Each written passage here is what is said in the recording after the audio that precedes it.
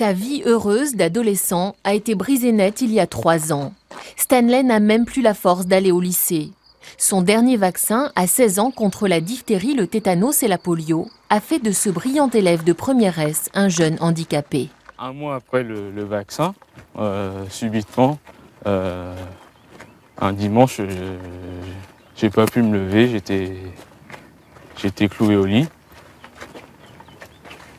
Et depuis, ça n'a pas changé, quoi. Tous les jours, je suis fatigué. C'est un épuisement très très important, quoi, qui m'handicape dans ma vie quotidienne, quoi. Tous les jours, c'est compliqué.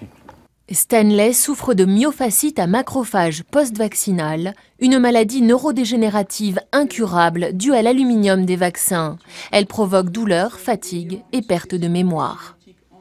C'est vrai que maintenant, il faut faire le deuil de l'enfant qu'on avait, donc ça, c'était très dur. Je pense que je suis peut-être un peu dur avec lui, j'essaye toujours de le stimuler. Donc je n'arrive pas à avoir de réponse de sa part, c'est vrai que je sens que c'est pas possible. Les choses que j'ai fait, par exemple, il y a quelques jours, hier, je vais avoir du mal à me rappeler. C'est ça qui est...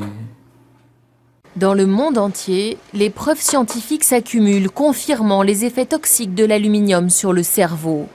D'où cet appel de l'association des victimes. Elle organise une grève de la faim devant le ministère de la Santé pour la remise en vente de vaccins sans aluminium. Les personnes doivent pouvoir avoir le choix. Et si elles souhaitent bénéficier d'un DT polio sans aluminium, comme c'était le cas jusqu'en 2008, on doit pouvoir le remettre en circulation, d'autant que Mme Touraine s'y était engagée pendant la campagne présidentielle. Mais les fabricants n'auraient pas intérêt à remettre en vente le DT polio sans aluminium vendu 2 fois moins cher, selon cette spécialiste qui dénonce des conflits d'intérêts.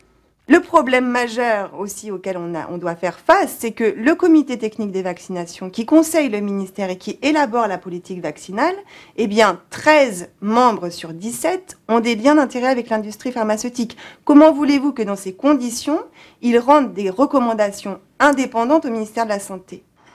Le ministère et la Direction générale de la Santé ont décliné nos demandes d'interview. À Argenton, Stanley, autrefois très sportif, passionné de foot et de course à pied, doit se résigner à vivre au ralenti. Ses rêves se sont volatilisés.